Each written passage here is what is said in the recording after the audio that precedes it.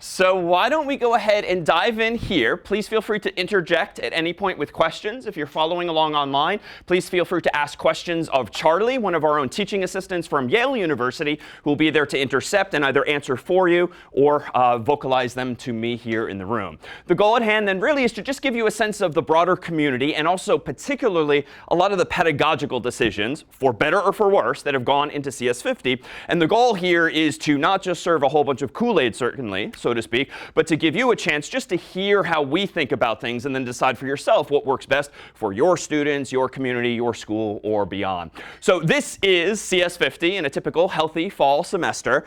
So it's one of Harvard's largest classes. And this here is Sanders Theater, which we'll stroll over to in person later today. And it's a traditional structure, CS50, here on campus in the sense that we have weekly lectures, in our case once a week at the beginning of the week for a few hours, followed by smaller scale sections or recitations led by our teaching assistants or teaching fellows, who themselves typically tend to be undergraduates. But the story of, I think, what we do and why we do it kind of goes as far back as 1999, when I first started teaching for Harvard's Extension School, our continuing education program here on campus, that very early on became part of Harvard's distance education program. So, we take for granted YouTube and similar technologies nowadays, but back in the day, it was kind of a thing to put any sort of content streaming online. And it wasn't even streaming, really, at the time. You had to just download things old school on whatever device. And so this was an introduction to computers and the internet, this first course. But this is actually how we first filmed this here course. If unfamiliar, this is a VHS tape. This is an older school technology that we used to film with a traditional camera. And my fondest memory, though it wasn't fond at the time, was when one of our teaching fellows, who at the time was a friend of mine, and still is a friend of mine, was filming the class. And we have footage of all of a sudden the camera angle when, vroom, because he fell asleep during said class. So nowadays, we have an amazing team who, to my knowledge, has never fallen asleep during class. And we focus particularly on improving the capture of CS50 and all of its contents to really give students the clearest of possible views into the classroom, so that it really isn't the technology anymore that's getting in the way of their experience. But it did back in the day. This is a blown up version of this type of resolution we had when here I was teaching, barely tell. I was wearing a tie at the time, too. That was about the last time. Trying to convince everyone in the room that I was sort of qualified and old enough to be there. But one of my takeaways from that very first year was this. This is a very simple PDF from February 9th, 1999. And this is the first piece of curricular material that I myself put online. Because a week prior, on February 2nd, 1999, it hadn't even occurred to me to post my materials online for our own students. It certainly didn't occur to me to think that anyone else in the world would care to sort of lean on us or perhaps adopt or adapt the same material. And these were just our notes for the day. And it was because of a student's suggestion that I realized, OK, I guess we should just post online everything that it is we start doing. And that simple idea really has informed for us the past 20 years. Now, in 2000, we moved from VHS tape to real video, if you recall this technology. And the window was about as big as this. So this was the size of the video on screen. So the resolution wasn't exactly where it is today when it comes to 4K resolution and the like. But at least we were online and we were on the internet. Fast forward a few years to 2004, and the iPod became a thing, and podcasting came into existence. And we thought this would be an interesting technology to kind of steer into as an introduction to computer science, introduction to computers and the internet. And so we made what was my extension school class at the time freely available as MP3 files, essentially, that you could download onto an iPod. The motivation for which was purely for our own students, to make it easier for them to not have to have a constant internet connection to just watch or listen to lectures, but rather they could go to the gym. They could commute on the train or the bus or the like, and just generally take education with them all the more readily. Now, in 2005, the video iPod came out, so that was a quick change, and we started making QuickTime movies available of the same, so that students could similarly download the asset and move on. This was my skill with Photoshop, both in 2005 and probably still now.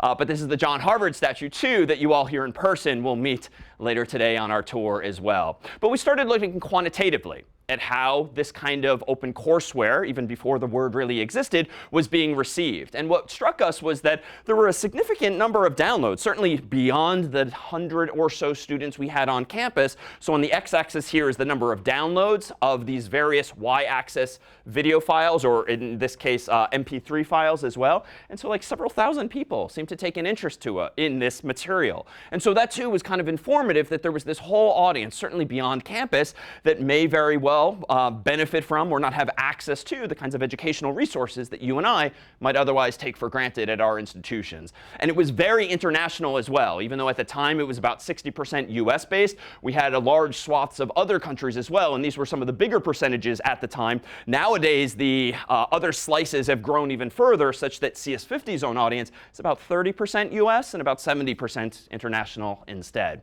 And here, just as a fun technical fact, was how many, let's say, gigabytes of data were being downloaded by people around the world early on via MP3s and QuickTime movies.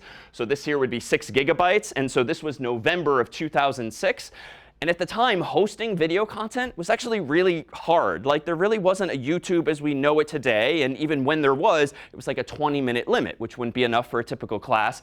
And the problem was here that the 6 gigabytes was a lot, certainly back in the day. But there was a company here in the US called DreamHost. And you could sign up for a free web account for DreamHost. And they gave you like 6 gigabytes per free per month. So we had ultimately not just one, not just two, but we had multiple DreamHost accounts that we were uploading identical content to. And as soon as we hit the month's limit, we would just roll over to the next one and sort of redirect the students. So sort of scaling was hard and very manual back in the day. But thankfully, technology has helped with that.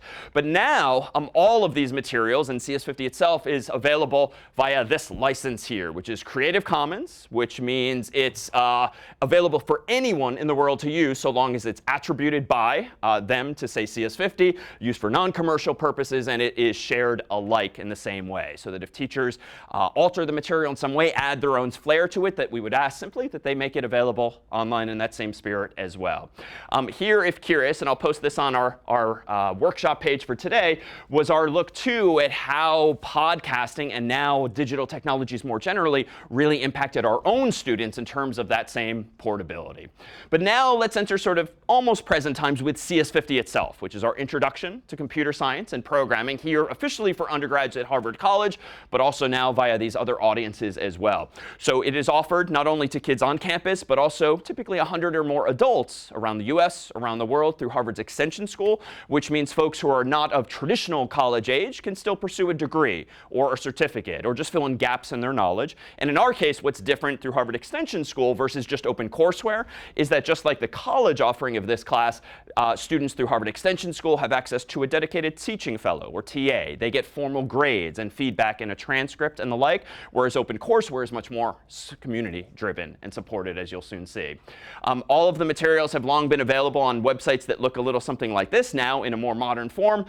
But it was worth noting, too, that besides just the lectures, besides just the videos and the MP3s, we've really focused too on providing problem sets, as we call them, homework assignments, and the sort of material that others might very well want to adopt or adapt particularly for their students. So we introduced in 2007, when I took over this here class called CS50, a very deliberate change in curriculum focus. In 2006, the course was introducing assembly language, if familiar of all things, to students in the first week. And if unfamiliar, this is like very low-level, cryptic-looking code that is actually appealing to a certain demographic of students, but I dare say not a large demographic of students.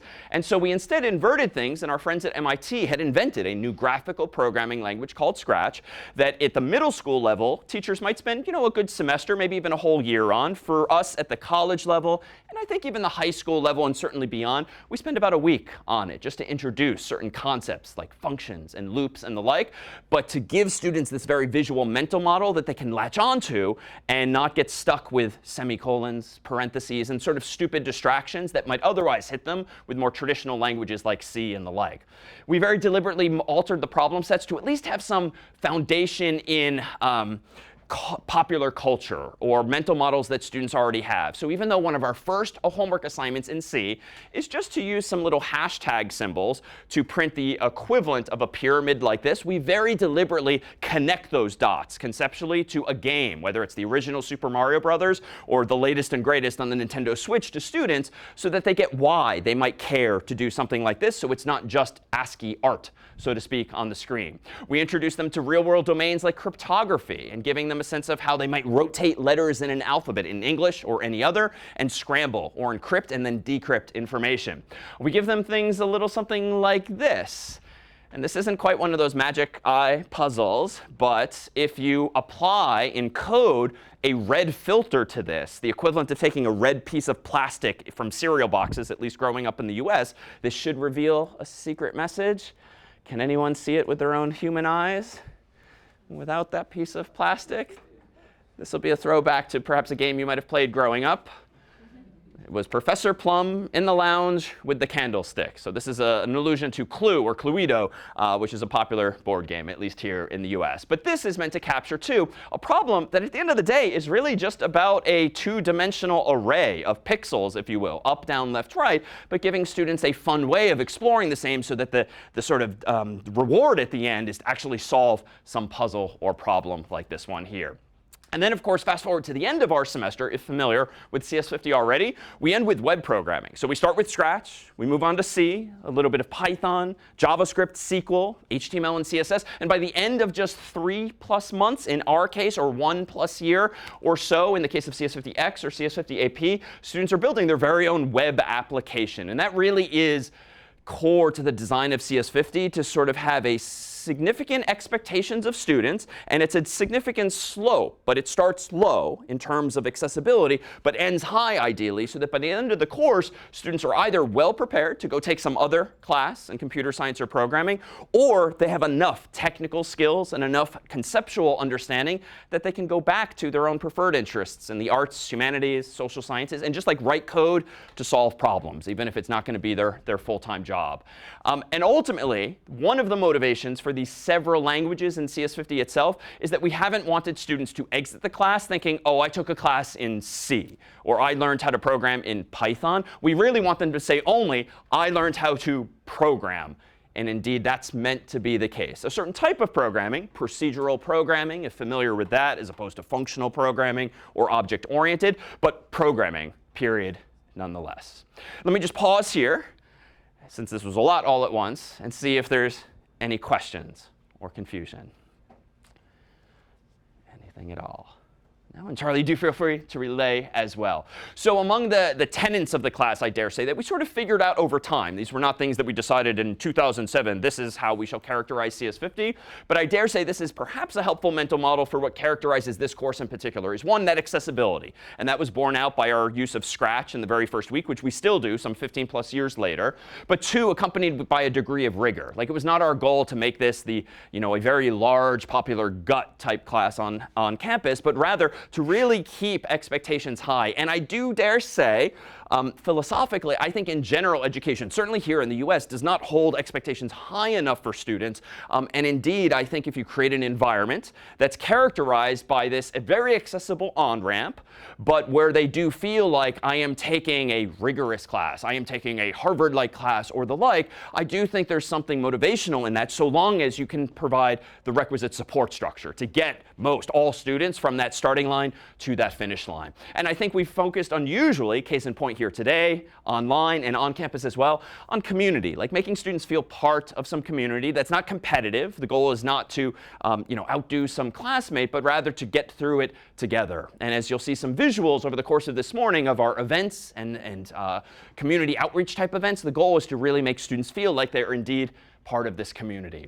But in terms of that support structure, at least at the university level, this is one implementation detail that we have found helpful. And it's easier said than done, I think, with smaller classes. If you're an individual teacher, no TAs, no such support. But just to give you a mental model for how we think about things, within CS50, because we have hundreds of students on campus, we categorize students, or we ask them to categorize themselves into comfort levels on the very first day or week of the class. Are you among those less comfortable, more comfortable, or somewhere in between? And we don't give a very formal definition definition for this. There's no pre-test or entrance exam where students answer this question for themselves. They just kind of know. Like if you're uneasy with the idea of being in CS50's classroom in that first day, you don't know why you're there, you followed a friend in, like you're probably among those less comfortable. If though you've been programming since you were like 6 years old, but you taught yourself online, you don't have any formal knowledge, well, maybe you're among those more comfortable. And if you're not sure, you're by definition somewhere in between. With that said, most recently did we add, with Carter's help and others, another track within our on-campus class for those least comfortable. And these are for the students who aren't just uneasy with computers or didn't have necessarily opportunities to program before, but rather those whose math skills or STEM skills or really just college preparedness might be lacking just because they didn't go, for instance, to a preparatory school at the K-12 level, or they didn't necessarily come in sort of knowing how to succeed, especially in their first semester as a first-year student in, say, a university environment. And so what this means for us is that among our several hundred students, we have these sections or recitations of maybe size 6 to 20, depending on the comfort level, led by one of our undergraduate teaching assistants so that students feel part of a big class, but also a small class as well. And these different sections will operate at slightly different paces, but more importantly, it's the grouping of like-minded students. The kids who are less comfortable don't feel like they're competing with the kid who's more comfortable, who's rattling off words and jargon they don't even understand. And conversely, those more comfortable don't feel like they're being sort of held back by students whose questions, like they already know the answers there too. So simply separating those demographics at a lower level, but keeping them all together at a larger level, I do think has worked well for us structurally. At the university level too, we have office hours, and these are things we have tinkered with over time in terms of their details. So office hours means walking into a professor's office and just asking questions, or in our case, not only myself, but our teaching assistants as well. And we've experimented with models like these, where we reserve the undergraduate dining halls, one of which we'll go to for breakfast tomorrow morning, and we invite students to bring their laptops and bring their questions, and we bring our teaching assistants or teaching fellows. And it's actually delightful early in the week. It's actually very photogenic, suffice it to say, but it also has accidentally created higher than intended stress levels, for instance. So we've started to move away, for what it's worth, from this model, because I dare say there's this inflection point after which the demand for questions being answered is higher than the supply of our teaching fellows and TAs to do so in a stress-free, in an educationally productive environment. And we're actually finding this even at Yale, which trails Harvard in terms of years of offering. And as Yale's class has gotten larger and larger, we're starting to feel, I think, these same pain points. So we provide this as just kind of an idea, because for us early on, some 10 years ago now, the goal here too was not just to support students curricularly in the class, but to also create a buzz on campus, create an environment where students who aren't taking CS50, but were in the dining hall just working on their own classes, might look over the shoulder of their friend and say, oh, what is this you're learning? What is this you're working on? And to sort of raise the visibility of computer science on campus. And so this, therefore, is representative, whether at the university or K-12 level, of, I think, just ways that more socially, but academically, you can draw attention to what you're doing in your own classes or what you want your own school to achieve ultimately. We have this tradition of lunches. We'll do it by dinner time tonight, but lunches too, we happen to get together for sort of opportunities socially like this. And in our case too, since someone's got to pay the check, we've collaborated with alumni from the university. We've collaborated with local companies. And this is something we would generally encourage for any of the sort of visuals and the larger scale events you see over the course of this weekend.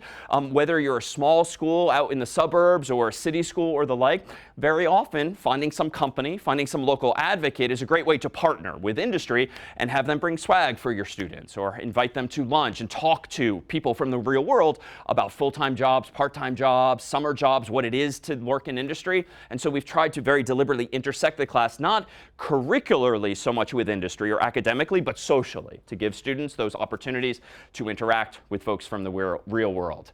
Some of you I know have participated in our on-campus or off-campus CS50 Puzzle Day. And this is actually one of my favorite memories or favorite traditions each year, is just having a bunch of smart people, really excited students get together and, of all things, delight in what everyone here is looking at, which would have been the solutions to some very challenging puzzles up there on the wall. And so what we do on campus at the start of the year is invite any students, whether they're taking CS50 or not, to come to a location on campus. We hand them a packet of puzzles, which are like logic puzzles, not jigsaw.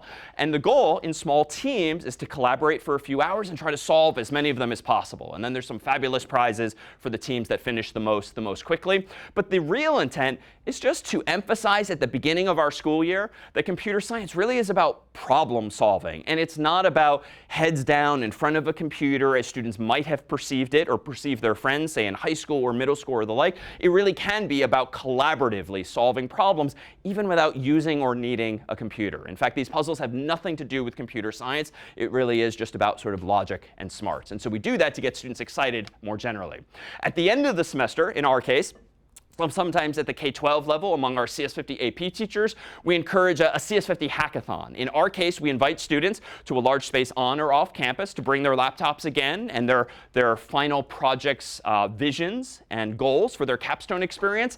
And we give them, in our case, 12 hours to work on them with some degree of focus. In our case, we start at 7 p.m. at night.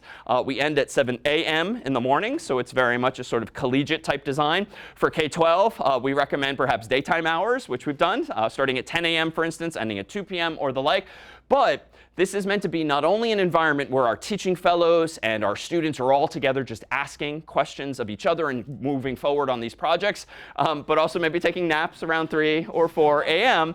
And in our case, too, because we're fortunate to live near an IHOP, an International House of Pancakes, we also bring anyone who's still awake at like 5 a.m. to the local pancake place for some breakfast as well. But the goal there is really to create not only this supportive academic environment, but one of those few collegiate or scholastic memories that you have that isn't necessarily purely social. It is indeed academic. And it's similar in spirit, too, to what we try to achieve at the end of the term, which is the CS50 Fair, which is after students have submitted those final projects. We invite students and faculty and staff from across campus to gather in a large space. Students, again, bring their laptops or phones on which they have their very own software that they themselves have hopefully submitted just in time. And we invite them to look on their screens of their classmates and friends at what it is they have created. This is one of my favorite memories from 15 now years ago. But this is not an uncommon sort of experience for students who aren't in CS50, to really take an interest in, a delight in what it is their friends have made.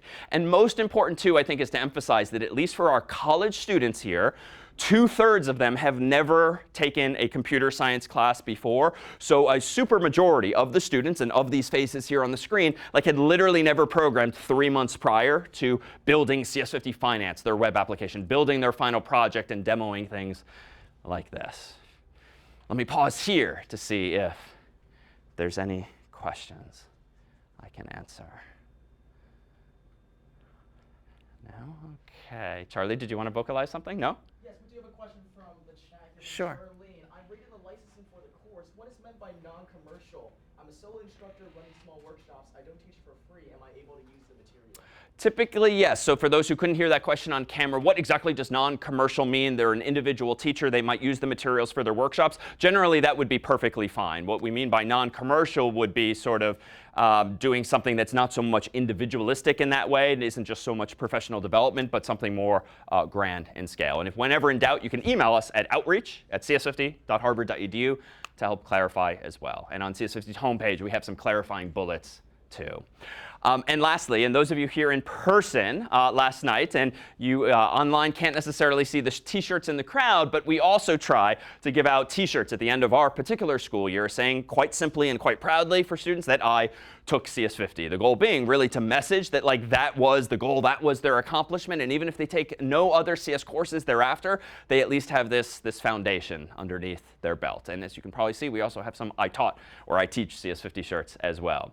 Just wanted to share with you now, before we pivot to things more pedagogical, to a look at some of those same events and those community aspects, which, to be fair, we do at a fairly large scale with 300, 400, 600 students on campus. But a lot of the teachers in our community have done with 10 students, 20 students, or the like. And indeed, we started at a much smaller scale. And I think characteristic of all of these events that we've seen, Puzzle Day, the Hackathon, and the CS50 Fair, is not about connecting with and appealing to just one's own students, but other students in the school, other students in other classes, and really just creating that same buzz. So if we have some audio in the room here, I'm going to go ahead and hit play on this video that our team kindly put together from just before COVID times, which is thankfully traditions we have since now resumed.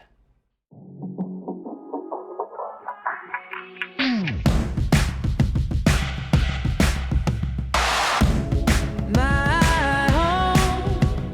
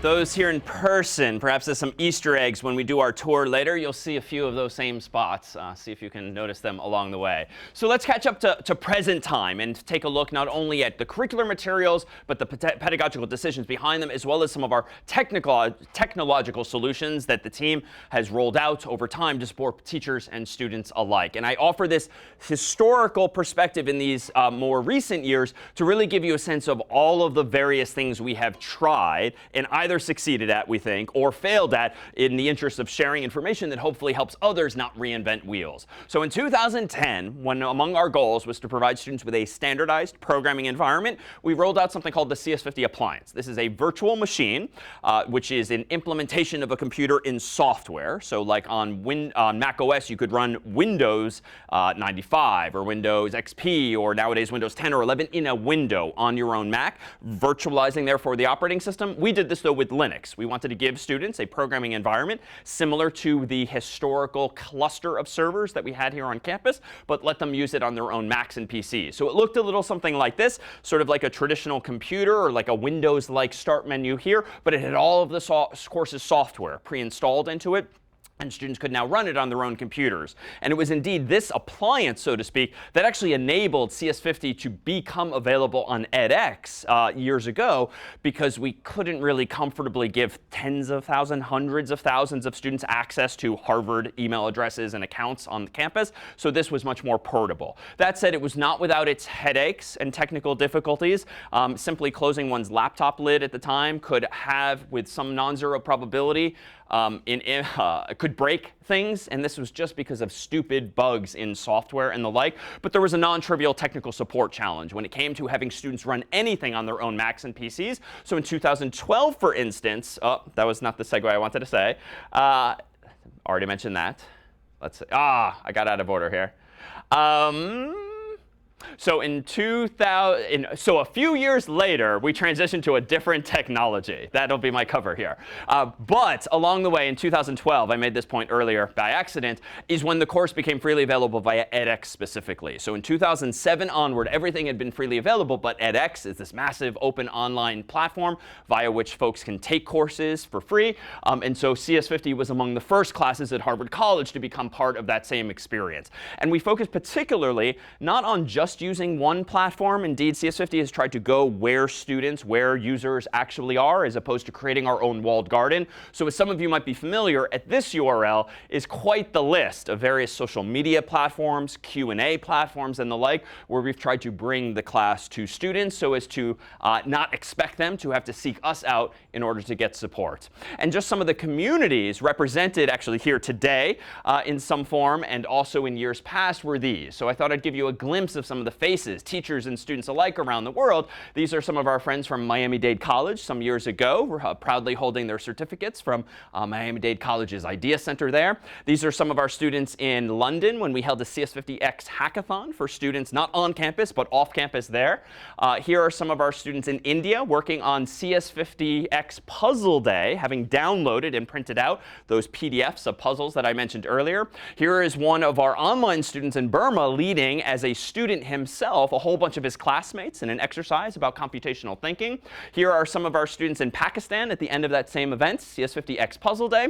Here are some of our students in Egypt with their own swag, and you can see here sort of CS50 Egypt holding a little Instagram-like poster as well after Puzzle Day as well. Some of our students in Congo working on the exact same puzzles, packets of puzzles therein. And some of our students in Ukraine with whom we were working closely, unfortunately, before the war, but we hope to reconnect too with them before long. And there are so many other communities as well. And in fact, if you participate in CS50 Puzzle Day, you'll see a lot of the photos that get shared online as well. And here's where I wanted to segue before. In 2015, we moved away from that downloadable piece of software to support students' programming environments to something called CS50 IDE, which looked a little something like this. Some of you might have yourself used it. It was based on Amazon Cloud 9, which was a web-based integrated development environment. And the motivation here, if unfamiliar, is just that With some languages, like it's pretty easy to get things working on your own Mac or PC. Like Python is pretty easy, but not always. Like there's stupid technical difficulties like the Python program is not in student's path environment variable on Windows. And so you have to jump through these hoops just to get the darn thing to work. And this is such a distraction from diving into the actual intellectually interesting parts of the class, which would be writing actual code. And so the motivation not only for the appliance, but this web environment has always been to get you and me out of the business of technical support, ideally, so that really on day 0, you can dive right into the content you care about, that you want your students to care about. So this allowed students with just a browser, even a Chromebook,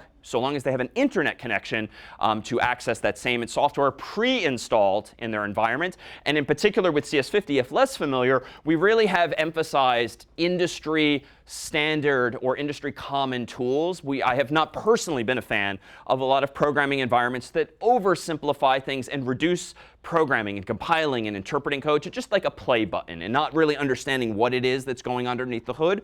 So we have tried to strike a balance between sort of a graphical interface for your files and a nice tabbed interface for your code, but still a terminal window wherein students will get the nitty-gritty, the lower level details that certainly in industry a lot of them will enjoy actually using once more comfortable therein. CS50 AP is the younger version of that same offering CS50X. So if you're teaching at the K-12 level, for instance, this is simply how we frame this, even if you're not using it for AP credit. That said, CS50 is among the College Board's endorsed curricula for AP Computer Science Principles credit. So if you are teaching at the high school level and want to offer AP credit, particularly in the US, CS50 can be one of the courses available therein. This is one of our diagrams pre-COVID a few years back of some of the communities with whom we've been working over time. Represented in red here are high schools around the world. Represented in blue are some of the university levels. And so I dare say after this weekend, we'll hopefully have a few more dots to add to the screen, both here on campus and off. And here is our very first CS50 Educator Workshop photo from 2015 that will hopefully replace this year, now that we're back on campus, with a photo of you all, if so inclined, when we tour over to Sanders Theater later on today. This is a photo, meanwhile, of one of our first hackathons for CS50X students off campus. So here we were with a group of high school students from a handful of public schools, from a handful of private schools, at the ungodly hackathon hour of 10 a.m. instead of evening times. But we woke up early and did it during normal times and brought together a whole bunch of students in Manhattan, New York, to work on, in this case, either final projects or even just their homework. And that's another seed I would plant. The hackathon idea doesn't need to be framed around just students' final projects or capstone experience, but really anything. Just sort of creating an environment, maybe some candy, maybe even some pizza, maybe some music or the like, to bring students together to not view homework and coding as necessarily labor, but something to actually delight in, to collaborate in. And what we'll also do during these events like hackathons is punctuate them off camera by offering an optional workshop, like a 30-minute workshop on like how to write code for your iPhone or your Android device, or how to use this library or this SDK. Things that are a little more niche that you or maybe one of your students is comfortable introducing, so that there's more going on than just having one's project at hand. Now, when it comes to materials available to you as teachers, depending on your students, depending on your own interests, there's more than just CS50, the Introduction to Computer Science. We have different versions thereof. And so, for instance, there's a course here on campus called CS50 for MBAs, Master of Business Administration for business students, that's also freely available as open courseware via edX and our own website. The course that I alluded to earlier in terms of Yale University is one of our more intimate collaborations, if only because they're roughly down the road and not too far away here in the US. But CS50 is offered at Yale in particular in such a way that most of the lectures take place here on campus, and we stream them live, we record them online. So the students at Yale mostly watch all of the lectures, by me at least, on video. But at Yale, we have our own faculty, we have our own teaching assistants, we have our own sections or recitations, our own office hours, our own puzzle day, our own CS50 Fair. So that's actually a very representative model of how, at the university level, some folks have been using the materials. They sort of lean on us for wheels they might not want to reinvent, be it the lectures, the homework assignments, the software, and focus their most precious resource, themselves, their human capacity, on their actual local students. And for some time, we collaborated in the other direction, too, where we had Harvard students taking what was a Yale course as well. Here, for instance, is the very first lecture that we do still in person at Yale, after which we move everything online. But this is a lesson learned for us over the years that I would encourage you to consider even at the K-12 level as well. So certainly at the university level, it's not uncommon to have TAs, teaching assistants, at least for larger classes. But it's also worth noting that in our case, both at Harvard and Yale, our TAs tend to be undergraduates themselves. And this can be contentious in certain schools, or can be allowed or disallowed. But for us, it's been a very characteristic aspect of the class for some 30 years here at Harvard, as well as in a few other departments. And I would encourage you, even at the K-12 level, if whether it's institutionalized as a structure or just something you could do on your own, sort of deputizing one or more of your strongest, most enthusiastic students as your TA, whether it's official or unofficial, has actually been a very enabling way, we think, to support students better, because they identify with a classmate more than they might you as the older teacher in the room. And they also, for the student serving as that TA, I dare say, learn all the more. As we tell our own teaching assistants here at Harvard and Yale, the kind of a secret weapon in life is to, at least in my experience, I learn a lot more when I teach a subject than when, ironically, I take a subject. So we're sort of been doing things backwards, it seems, for some time. But this is to say it's as much an educational opportunity for the TAs or your own students as it might be for you yourselves. And at Yale, for instance, they've expanded this model to other departments and classes as well. Let me pause here, because we're almost out of years, and see if there are any questions. No, very easy or tough crowd. Yeah, Amir. Is there any plan that you might continue to do something like you did in New York City for the high schoolers? Hoping to. In terms of the hackathon, are we hoping to do something similar to that hackathon in New York? Indeed. Now that we've been emerging from COVID, the hope is to ramp a lot of that back up, because we were sort of on this momentum, and then we took a break, and now, indeed, that would be the hope. And so we would be happy to be invited to places, too, if I may just put that out there as well. So here, too, the goal is not to emphasize like what we used to do, but rather why we do what we now do. And so if we fast forward a couple of more years to 2017, we started making other materials available as well, particularly because after 10 years of open courseware, we realized, and this was sort of a mixed blessing, among teachers online who were adopting or adapting our open courseware materials for themselves, once they realized that they had taught some class to their students, well, they still had not just freshman year, but sophomore, junior, senior year. So in a frequently asked question became, OK, now what do I teach? And so what we tried to do, at least in our capacity here, is build out more of a curriculum, not just a course, but a curriculum, either courses students could take before CS50 or perhaps after. So online, freely available, is another class nicknamed CS50T, which is actually that same class from 1999, just retitled, that introduces students to technology more generally and things they'll encounter in the real world, but not necessarily assuming that they're anyone other than a typical citizen or consumer, not necessarily a professional specializing in something. But conversely, there's another course called CS50B, which is inspired by that class at Harvard Business School that particularly focuses on the intersection of computer science with business. Issues like cloud computing, intellectual property, cybersecurity. So equipping students with a vocabulary and enough conceptual understanding of how technology works, so that if and when they are in the real world in a position to make business decisions, they're hopefully making better decisions because they understand the underlying technology. A year later, we rolled out courses like CS50's Introduction to Game Development, which is freely available as well and introduces students particularly to two-dimensional game development. And it's meant to be taken right after CS50 itself. So here is one answer to the FAQ. What can I do with my students after CS50? Another option is CS50W, web programming, which literally picks up where CS50 leaves off. So we assume they know something about web programming, but now they'll go much more into depth in it, preparing them all the more, maybe for a summer job, for projects of their own, for real world work, or the like. Since then, too, we've rolled out a version of CS50 for lawyers, which emphasizes more cybersecurity, intellectual property, and the like, more of the topics that they might encounter in that space, freely available as CS50L. Just a couple of years ago, with Brian Yu, one of CS50's longtime team members, we rolled out an introduction to AI with Python, a couple years before everyone was talking about AI with any number of languages. But this provides students with a very accessible introduction to the principles and ideas underlying artificial intelligence, and gives them practical skills to apply principles from artificial intelligence in actual code. We're actually in the process of updating CS50 AI this summer to include all the more of a look at large language models, LLMs, generative AI. So a slightly updated version of this will be available this fall as well. And now, almost present day, we rolled out a course that introduces students to programming via Scratch. So this is meant to be a course or materials for a course that a teacher could use really at any level, whether it's middle school, high school, or college. But it spends more than just like an hour on Scratch, as we do in CS50 itself, and breaks it down more into modules on functions and on loops and conditionals or the like. So it gives you more curricular resources, especially if you want to spend more than just a day, more than a week, but maybe a month or more on that particular subject, preparing students perhaps all the more for CS50 itself.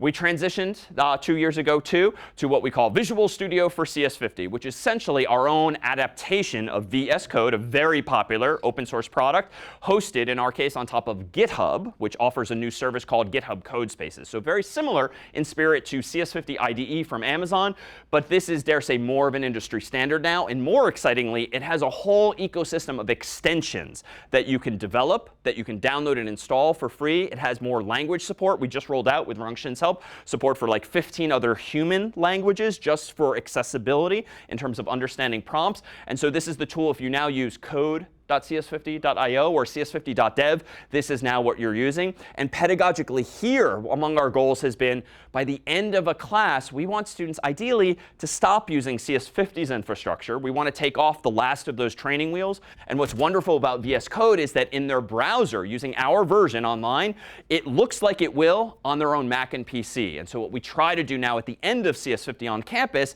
is get students off of the web version, not because they are not allowed to keep using it, but we want them now, 3 months later, to download Python, download VS Code, go through the stupid headaches and steps of like figuring out how to get it to work. But once they have 3 months of some computer science background, they have more confidence, and they can sort of deal with the real world realities of software that can be difficult to configure, but they know how to program at least at that point already. So it postpones, dare say for now, the inevitable, but it doesn't create a barrier to their excitement, to their comfort at the very start of the term.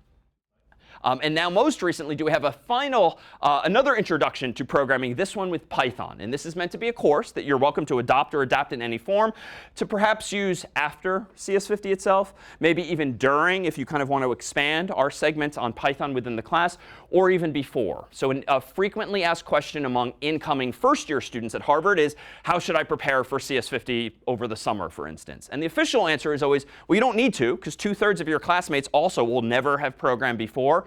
But the reality is it's still an FAQ. And so our answers nowadays are optionally to undergrads. Well, if you really want to prepare, take this class online for free at your own pace or on edX, or take the Scratch class even, if only because then you can come in with a little more comfort. You can make the first week or two seem a little more familiar so you're not all the more intimidated. And so this is a helpful way, perhaps, to mitigate any of those concerns. And then lastly, where are we at? Thanks to Carter, whom you'll meet again soon, we'll have a new introduction to databases, specifically with SQL, that really fleshes out in more detail what we introduce or tease in CS50. Literally earlier this week with the team, we finished filming a new introduction to cybersecurity. This will be available by October online as well. And will similarly focus on issues of securing accounts that you might have, data that you might own, software that you might be using, systems that you might be controlling, and talking about matters of privacy in more depth as well. So that too is and or will be available to all of you under the same open courseware offering, so that you're welcome to adopt, adapt, just watch and learn from, and then take the ball yourselves and run with it in any form. And all of those same courses are available at this URL here. Let me pause here and see if there are any questions before we focus lastly on some theatrics. Anything at all? Charlie from the group? Sure, we can take one question. So from Jonah, her question is, how is CS50 for programming students with disability inclusive towards those students? And how is access to the course, materials, support, and assessments friendly for this? Sure. A question about accessibility in terms of the course's content and materials. So this was another upside of and motivation for switching to VS Code. That tool in particular is very well accessible, at least for certain disabilities. For instance, it supports very readily for many languages screen readers if students struggle with sight.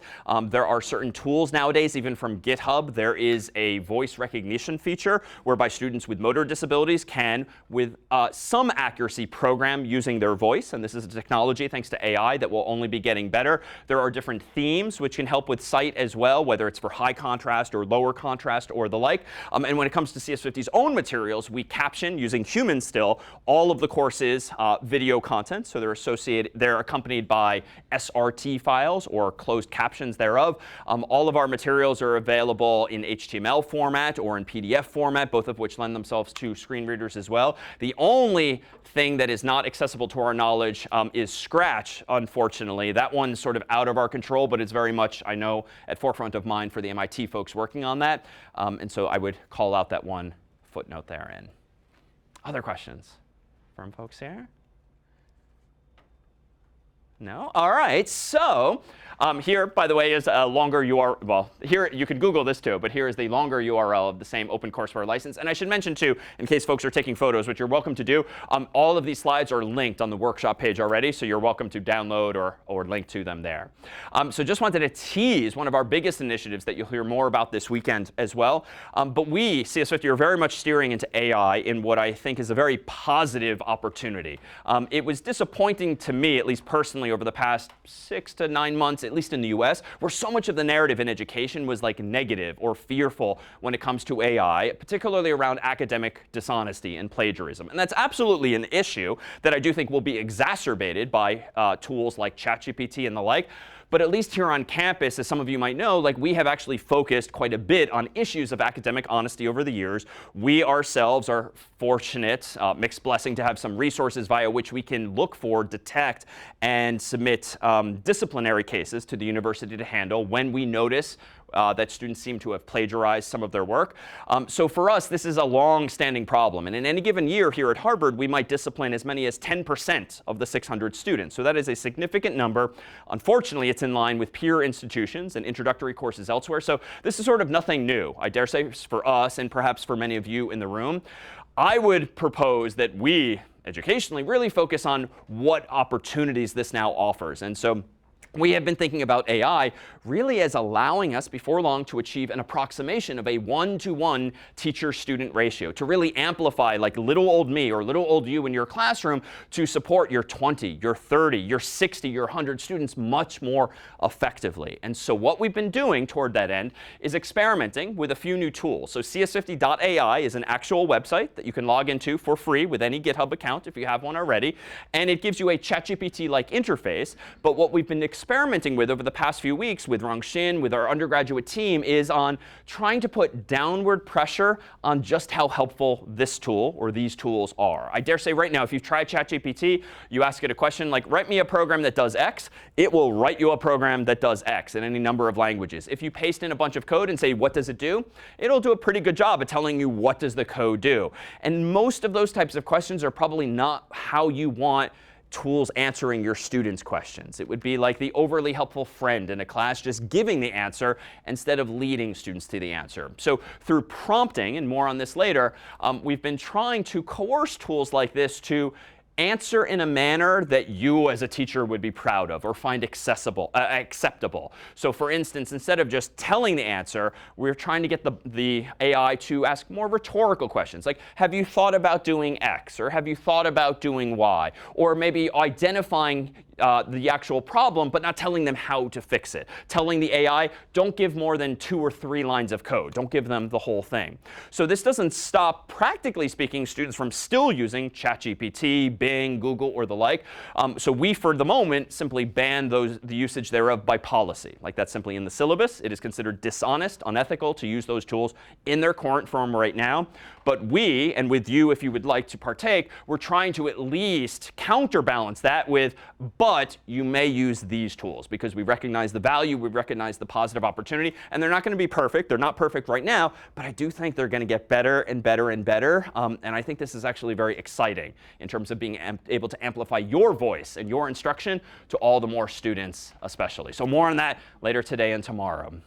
And lastly, thought I would emphasize now some of the curricular decisions within the class and things that you can do either on a stage like Sanders Theater or in a classroom like this or even smaller therein, trying to create which we think of as memorable moments. And this is sort of characteristic of CS50 in my mind, that beyond just introducing material and introducing programming, we're really trying to give students things to latch onto mentally, both for curricular reasons and motivational. So all of the events, all of the photos, those are really on the motivational side. But when it comes to doing things like tearing a phone book in half, as some of you might have seen me do on occasion, like that's all about theatricality, so to speak. And in my view, this is the kind of thing that anecdotally, like we still have students 15 years later talking about when I run into them at reunions or the like, that time you tore a phone book in class. And the goal is not so much to the goal is not so much to elucidate a topic that doesn't come quite readily to some students, but to give them a connection to the real world. So like, oh, so this stuff is not so esoteric. It actually pertains to things I might understand.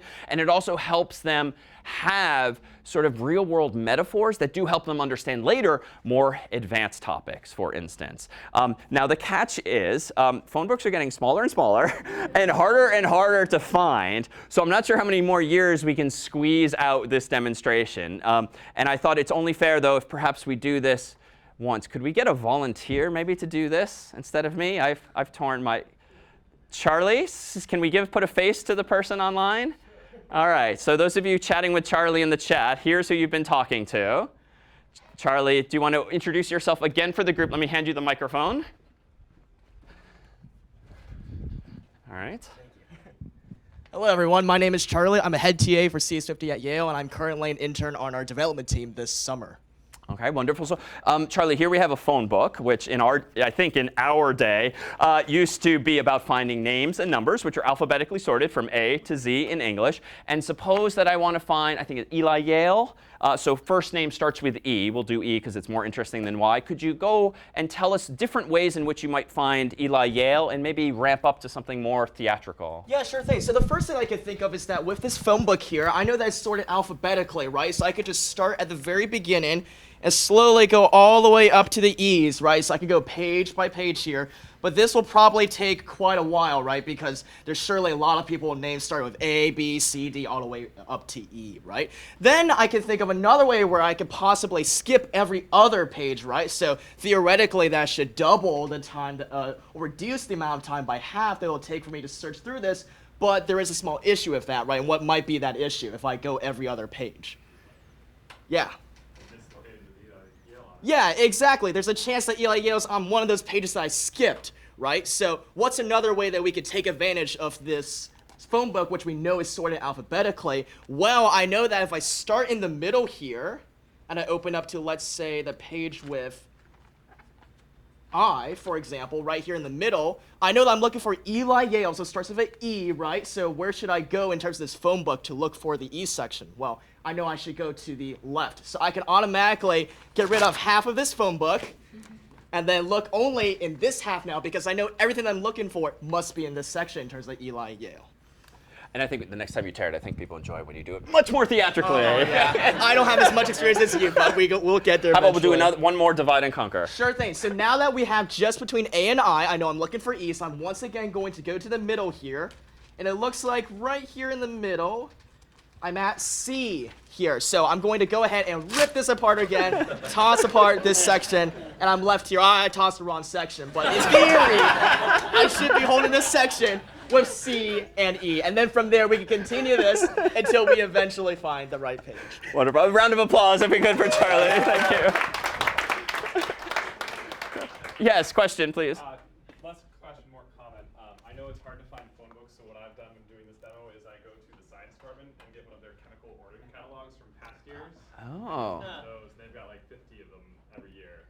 So Oh, that's a good one. For those who couldn't hear off camera or on camera, going to the chemistry department and using one of their ordering books. So some big catalog with paper pages as well. So the goal is, and maybe this will be among, actually, thank you, Charlie, for making it even more memorable this year with the demonstration. But that's actually the kind of joke I would interject with there. And there's our first bug in the class and the like, and to sort of embrace things like this. So I thought I'd just give you some visuals that you might very well have seen in different forms. And I think what's important for me to emphasize is even though we happen to do it in what is admittedly a very beautiful, unusual theater, and we tend to have larger objects, like almost every demonstration we do in CS50 nowadays, I did, for instance, with a much smaller class, a section of 10 or 20 students or the like, using things that I just might find around the home. So here, for instance, is a photograph of the binary bulb, so to speak, that we now use. So this has taken so many different forms over the years. This is when we were in an actual theater that we had stage lights in. So we actually used the theatrical lights literally to turn them on and off in some pattern to represent binary numbers. And we also had enough of them, 64 in recent years, that we have 8 character Easter eggs in the class. So we spell out something with 8 or fewer characters, and it's just kind of for fun for students to kind of figure out what that message is for the day. This was my dream come true and a silver lining of COVID. I have always wanted or fancied the idea of introducing searching, for instance, by using actual doors. Because at least in a computer's memory, especially when you're introducing C, you can only look at one location at a time, maybe left to right, right to left. And that's sort of analogous to having to open the door to see what value is there, and then moving on to the next door, next door. And this is better in some sense than just having all of the numbers for the students to see, because they have this like bird's eye view of everything. But that's not what computers have. So somehow closing doors was an opportunity for us to then search for them. And we fortunately were able to work with a local theater company that first year of COVID because they had no shows to put on and wonderfully had some bandwidth. So they brought them to life in sort of puppet form for us as well. But the more modest and more common implementation for this for me is literally to use like a board like this, bring 7 or more sheets of paper from a printer tray, tape them 1, 2, 3, 4, 5, 6, 7 on the board, use a marker and write the exact same numbers under those sheets of paper, and use the doors in the sense of the paper comes up to reveal what's there, and then I can divide and conquer or search left or right. So using more modest implementations is actually the common case. This here was a bit unusual. And there's just a range of some of the values that the team kindly created for us that year. So this here is Brian, who I mentioned earlier, teaching our AI and web class. And here, in isolation during COVID, in separate room, was him introducing, for instance, some of our sorting algorithms, including merge sort, for instance. So these are actually numbers that we just got here on Amazon. And we've done these even lower budget form. Like I actually find that like paper cups or styrofoam cups tends to work well if you just write in a black marker the number you care about, because then you can kind of play this shell game doing the exact same thing of moving these things around. But we also found it useful to just find some shelf like this one here that we found in storage, so that for something like merge sort, which if unfamiliar, is a sorting algorithm that benefits by having extra space.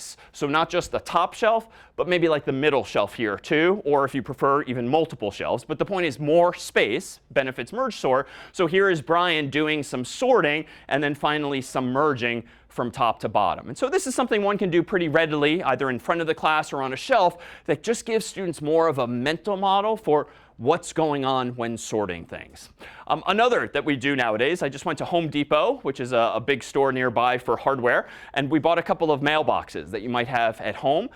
Here, for instance, is a mailbox we labeled P for pointer. This is me opening the mailbox and taking out an address, a pointer, so to speak. Well, where is that address? Well, that address is where Brian lives, at his mailbox here, at address OX123. And Brian here is opening his mailbox, or if you will, dereferencing that pointer. And voila, he finds an actual value therein, which in this case is the number 50. So it's sort of simple theatrics. They can use a box instead of a mailbox. But it's an opportunity, too, if you don't have a Brian, to have one of your students or 2 of your students sort of acting this out and bringing the material to life a little more visually.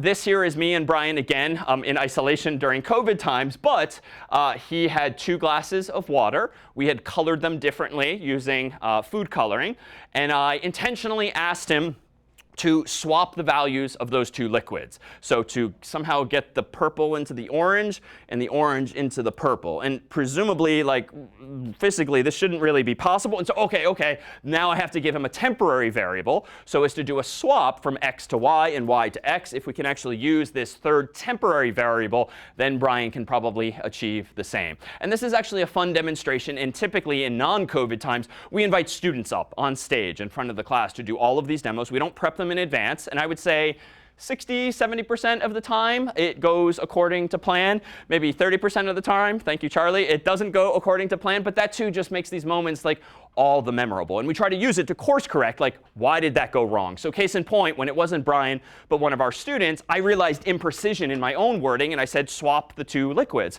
And so the student simply did this on the stage. And OK, so technically she swapped it. And technically, there are ways using bitwise operators where in languages you can actually just do this without a temporary variable. And in Python, you can do the same with a line of code.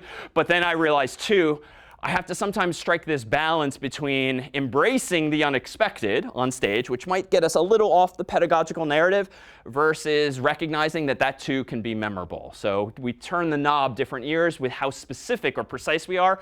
And I've been known to sometimes whisper in a student's ear if I really want to kind of put my thumb on the scale and get the pedagogical outcome that I want and not leave everything completely to chance. Here's an example of me, also from Home Depot, using some buckets. So in the world of hashing, if familiar, the vernacular tends to be to hash things into buckets. So we got literal buckets. We put these suits from a deck of cards on them. And this is me using playing cards, which if you go on Amazon and search for jumbo playing cards, this is what you can find. And so we use these kinds of physical props, too, just to bring things all the more to life. So this is me hashing things according to the suit on the card. Here was me sort of tongue-in-cheek explaining why I always seem to wear black. Well, it's because I keep my clothes in a stack. And so if I've got a lot of black sweaters, which are a little faded here on the screen, but there's like 6 or so black sweaters, even if I own blue or red, I never seem to make my way down to the bottom of the stack if I keep, of course, doing the wash and replacing them there on top.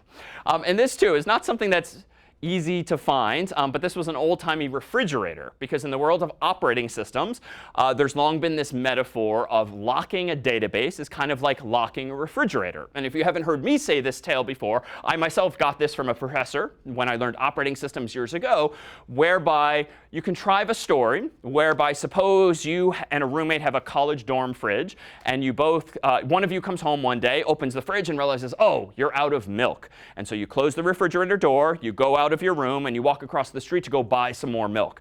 Meanwhile, in the story, another student comes home, your roommate comes home, opens the refrigerator, realizes, oh, we're out of milk, closes the fridge, walks across the street to maybe some other store nearby to buy some milk. Fast forward a few minutes later, now both of you have come home with a gallon of milk, but you don't like milk that much, and so now you've got too much milk, and now it's going to go bad. And so this is a really big problem of sorts. And we tend to use milk as like a euphemism for what college students might be going out to buy for their fridge. But in this case here, the point is that you ended up with too much milk. But why?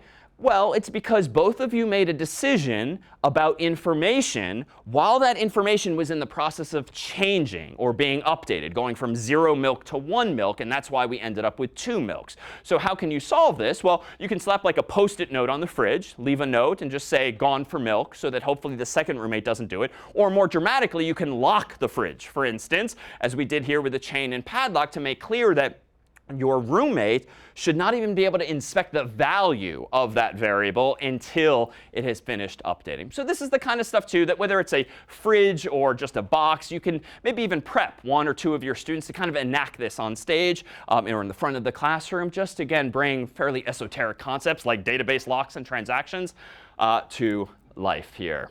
And so lastly, on this point, have Brian and I, toward the end of the semester, played a game of like telephone tag to discuss callback functions. If you're familiar with asynchronicity and callback functions in language like JavaScript, this might be acted out in such a way where I call Brian and ask him a question like, you know, what's the weather going to be for today? He's not sure, so we hang up. He goes away and looks out the window, and then a few seconds later calls me back. And we literally do this with our own cell phones, or our old-timey phones in this case.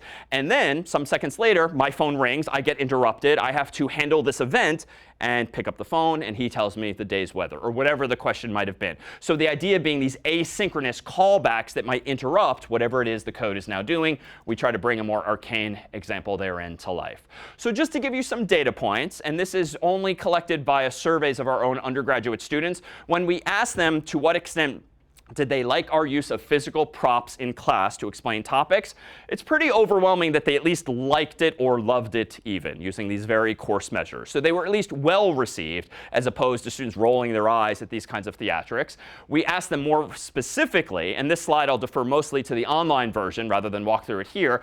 This was like the dozen or so examples we did that particular year. And we asked students to categorize them more educationally as having been very helpful or not very helpful, or somewhere in between. So not just liked or loved or disliked or hated, but how helpful did you find? And they're ranked here according to those who found them very helpful. So tearing a phone book to explain binary search wonderfully is sort of atop the list. Refrigerator and milk to explain race conditions, so to speak, is second on the list. Plastic numbers to explain sorting. Mailboxes to explain pointers. Glasses of water to explain variables. ...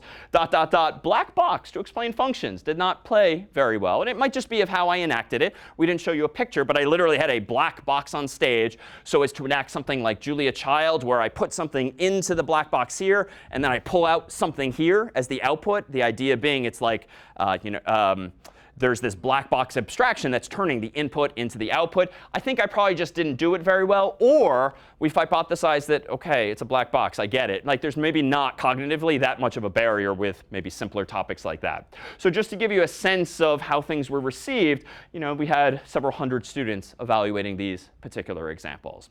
And here now, anecdotally, as we wrap up this session, would just be some anecdotal points from students on those same questions. It really helped me understand at a different level and helped me remember the material better. They made me comprehend something instead of just recalling it. For instance, I will never forget about locking transactions. Think double milk jugs. Or linked lists. Think boxes connected by arrows or pointers, not pictured here today. It helped me to visualize all of the code and ideas that would otherwise just be letters, numbers, symbols, and indents. It really helped me stay engaged, especially in the virtual nature of this semester. Were often unnecessary, helpful but unnecessary. For me, an animated diagram on the slides would have been sufficient, and I often felt that these demonstrations took up more time than necessary. I liked them because they were engaging, but I don't think they helped a lot with my learning. So here you see sort of different perceptions, and we ourselves try to struggle with sort of striking that balance, especially with large demographics of students. But I dare say we don't make everyone happy, or we don't necessarily solve a problem for every student. I don't really get value from stuff like that, but I know it helps others. And maybe that's the more important detail, is that if we at least strike the right balance, it's still a net positive on the whole for the class. But one other quote that was from a reviewer online when we were presenting this result at a conference was this, and I thought was very insightful and helpful for our own paper. In a teaching environment, there is a balance that needs to be struck between the inquisitive newcomer who we want to inspire and the more advanced early student we want to challenge. How much theater in the classroom for an individual class is advisable? And so that's, dare say, the open question, perhaps in today's meals or breaks. Feel free to consider the self, share things you've tried and succeeded at, failed at, or the like. But I thought this is something that actually guides our own thinking, trying to figure out just how much time should we really spend on the phone book or the light bulbs or the like, because there's also a lot curricularly that we want to present to students. So that then is CS50 explained. And let me pause one final time for any questions. And we can do that thing where we break the ice by have someone else volunteer someone else. Any questions at all? Or suggestions at all? Yeah, Peter. I'm curious about the AI tool you were talking about. Does that rely on ChatGPT underneath it? Or is it coded entirely yourself? A good question. The CS50.ai tool I alluded to, is it built on top of ChatGPT or made by ourselves? Mostly built on ChatGPT, or technically the API that's available from OpenAI that serves tools like ChatGPT. So you'll hear more about that later today and tomorrow. But we have been implementing different versions of this. One, the website that I mentioned, CS50.ai. Two, those of you who have used VS Code for CS50 might know that there's been for many months months a duck icon that if you click, it lets you implement rubber duck debugging by talking to the duck. But for the past year and a half, the duck has only quacked at you either 1, 2, or 3 times. So that was the extent of our AI. It was pseudo-random, 1, 2, or 3 quacks. But as of like a week ago, the darn duck started talking in English. And that's all thanks to Rongshin and Andrew and Charlie and Patrick and the team. So you'll hear more about that too. And you'll also see that we'll probably soon roll out support for terminal windows. So when students get an arcane error message, they've had Help50, a tool that we've long used. And Help50, we hope, is about to get a lot more helpful and more generalized. And you'll see some other things in the works as well. Other questions? Yeah? I know you're using teaching, or like the undergrad teaching assistants. Do you do a training for them at the start? And would those materials be available if we're trying to train our own potential teaching assistants? Absolutely. If you're looking to train your own teaching assistants is the question. Do we make materials available for our own TAs and the like? Yes. So at the beginning of our fall semester for the large class here at Harvard and Yale, we have TA training, fall training, so to speak, where we do introduce them to some of these same topics, though not in as much detail, to give them a sense of not only what they will be doing, but also why and how. And so we're happy to share those as well. And maybe just catch me or Carter during a break. And we'll talk more about this in the coming days, too. But of course. Yeah? For the theatrics part of the discussion that you were talking about, if we find something that's helpful throughout the course and we want to share that with others, is there a place for the CS50 educators, whether it's like a Discord or something like that? Indeed. We've been using email in recent years just to make it accessible to everyone. And you'll all be invited, if you haven't been already, to the educator email list, where we would love for folks to talk all the more about stuff like that. And for those on video, question was about sharing one's own ideas and theatrics with other teachers. Indeed, we'll do that via email. Other questions? Yeah? Yeah, I wanted to talk about the programming language.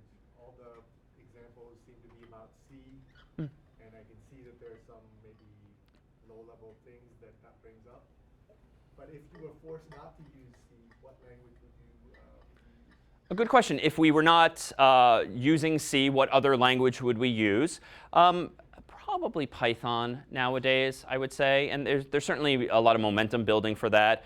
I personally think it's a better choice for a first programming language than Java, only because there's a lot of stuff in Java that gets in the way. Public, class, void, main, and like the need to have class. Then this is changing, I think, in a newer version of Java, so this will be less of a concern, but it's taken them decades. Python is probably the nice balance nowadays because it has pretty accessible syntax. It's pretty readable. It has a really good ecosystem with libraries. You can do things graphically, command line, and the like. Personally, we still use C for about half of CS50 or about a third of CS50 because I philosophically actually like starting from that lower level and building our way up and then abstracting away what we did the first 5-6 weeks of the class. I think a more typical approach, admittedly, is for classes to start only with Java, only start with Python, and then a subset of students might take a systems level class and go that level deeper. Personally, and I am in the minority on this nowadays, I do think, personally, I prefer the other approach because so many students will otherwise never really know what it is that's being abstracted away from them. With that said, per my first comment today, assembly language is a little too low level, I think. So there's something about C that's kind of in the sweet spot for me. Not without challenges, pointers and syntax and the like, but there's some juicy info there, some juicy topics. Other questions? Yeah? Do you think at some point in the near future that you'll say the same thing about C that you just said about assembly? It's a good question. For those on video, do I think I will say about C what I just said about assembly in the future? Probably not, because, well, at least in the next 10 to 20, well, I don't know. You know, the thing that's, if you had asked me a year ago, I probably would have said, no, I think I'd stick with that. But AI, I do think, is going to make programming much more accessible in terms of natural language and just tell the darn computer what it is you want to do. And it'd be pretty stupid if we're still constraining ourselves in 5, 10 years to very arcane syntax, limited grammars, when the computer can just figure it out. So maybe will now be my answer, that we'll look back on this as very primitive times where you had to use these very arcane languages and limited grammars to tell the computer what you could just tell it in English or some other common human language. We shall see. Play back this video in 10 to 20 years, see what happens. How about one final question before we'll take a 5-minute break and give Carter a chance to set up? Final questions from Charlie online. Yeah, sure thing. So a question from Helder, going back to theatrics for a moment. They're asking, how do you determine the right amount of theater in the classroom? It's a really good question. How do we determine the right amount of theater in the classroom? For me, it's honestly been trial and error. I do think on occasion I've erred by spending too much time. I try to keep in mind data that we have nowadays. Like I know what has played well, for better or for worse. And so like we still do the phone book example. We still do the sorted numbers example. I don't necessarily do some other demos anymore that aren't on those lists. So I think it's 2 answers for me. One is instinct, like literally read the room and see if like we're drifting off topic too much for too long.